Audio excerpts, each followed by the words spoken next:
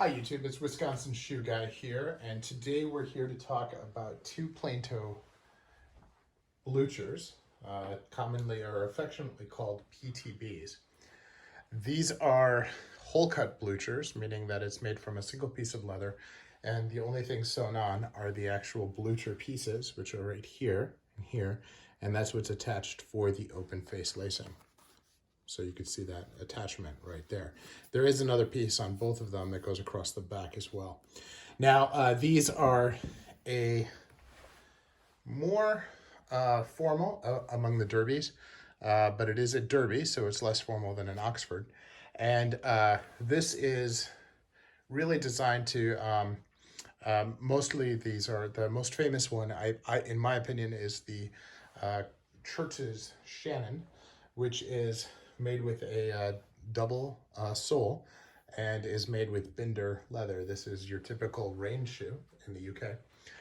But these are two very good examples. We have the Crockett & Jones Lanark 3, which is on the 674 last. And then we have the Carmina 532, which is on the Oscar last. Now, these are both fantastic shoes. Really very, very finely made. Both of these companies produce a very, very high quality product. The Carminas here are in natural, that's the color, shell cordovan.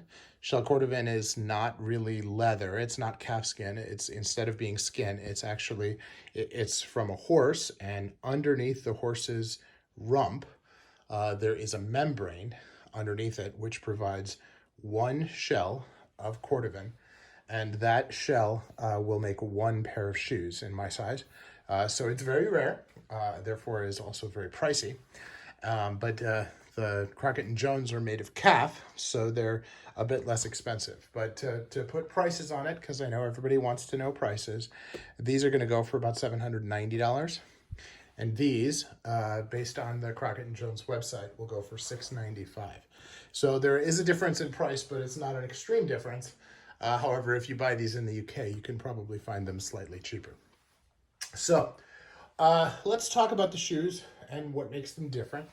Their first thing, obviously, is the color, and they're both available in different colors. Carmina, you can order any color that you want and just custom make it. So if we look at the shoes themselves, the last is different. The overall shape of the shoe, the last is actually the piece of wood that's underneath the shoe that it's actually made on. So it creates the shape of the shoe. So you see there's a little bit of a toe puff on this, on the Carmina, and then this is more of a slick feature. And here, this is more of a, if you look here at that toe versus that toe, this one is a little bit more tapered. You'll also see that this welt stands out considerably more on the Carmina, and that's because it's a contrast color. It doesn't blend in, and it really stands out quite a bit.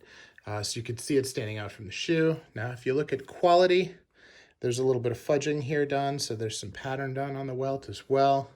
But the fudging on this shoe is not like it would be on a Oxford, and it's not covering up these the stitching. This stitching actually shows really well, and that's a good thing because the stitching is absolutely pristine and adds a lot of value, in my opinion. Now, you'll see that the actual the shoe actually goes up a little higher on your foot on this last. Here it stays a little bit lower. The bluchers themselves are a little bit higher from the toe. So that gives it a little bit of a sleeker thing. I would say that if you have a very high instep, this shoe might be a little bit more forgiving than the Lanark. If you look at soles, you're going to see that this sole and this sole are nearly identical. Okay, this is a Crockett & Jones. Looks like very similar to a day-night pattern.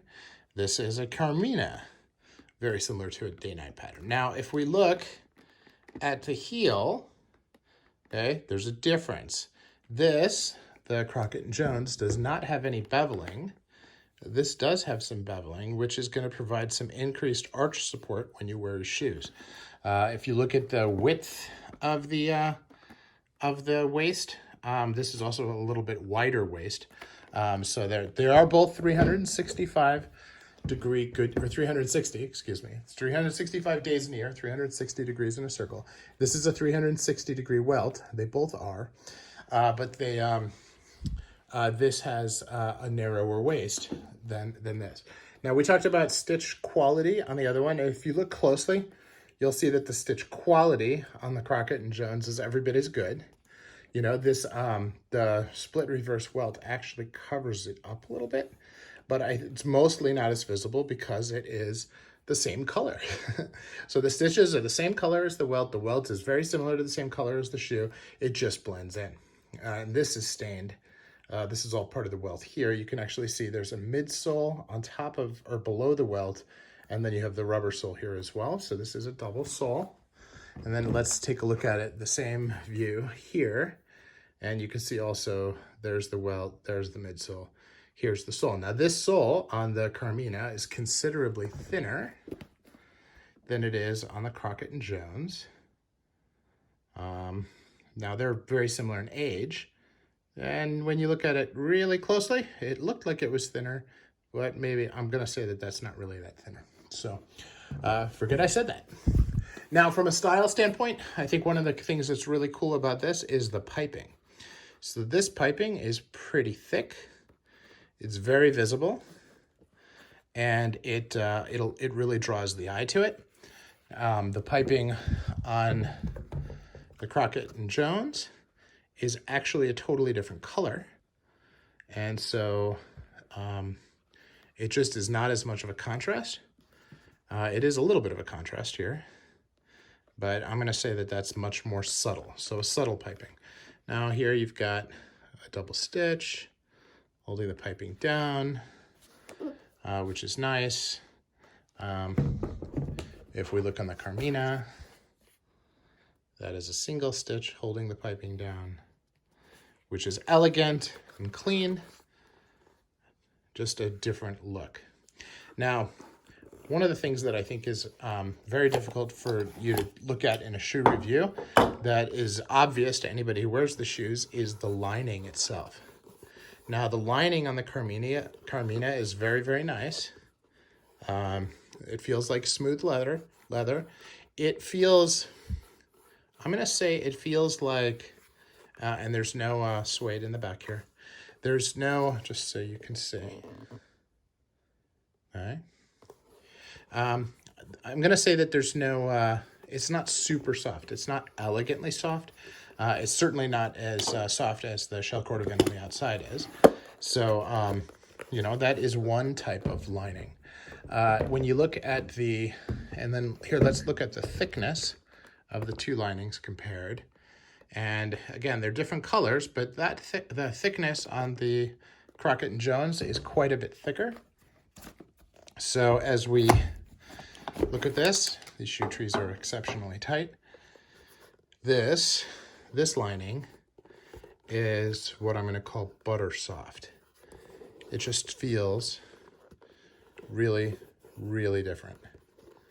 And I think that that is a, here you go, just for perpetuity here. You can even see it says the everything that's there, made in England. This one is made in Spain. I'm going to say that the lining on this is nicer. I think it's visibly thicker as well. But I believe that both shoes hold up well. You'll see they both have the same amount of wear. This has some creases, but you have to look really, really carefully to see them. As a matter of fact, I mean, you have to really look carefully. And,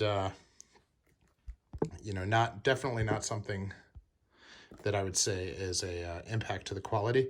And not detrimental in any way.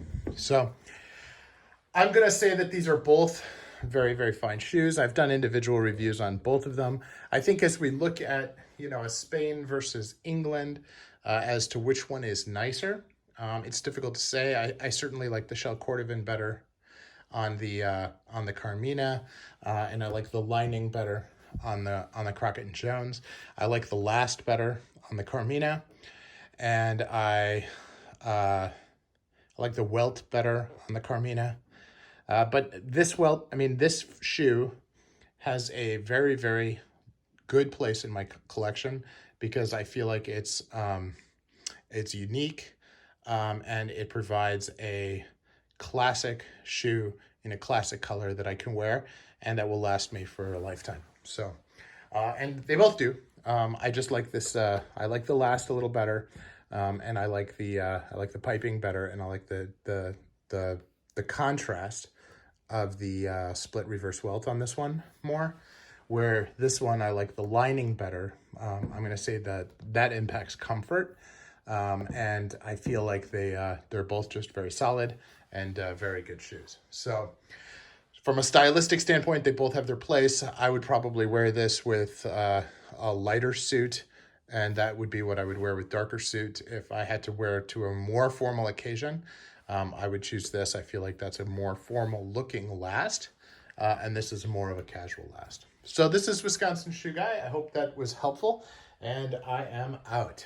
Thank you for watching.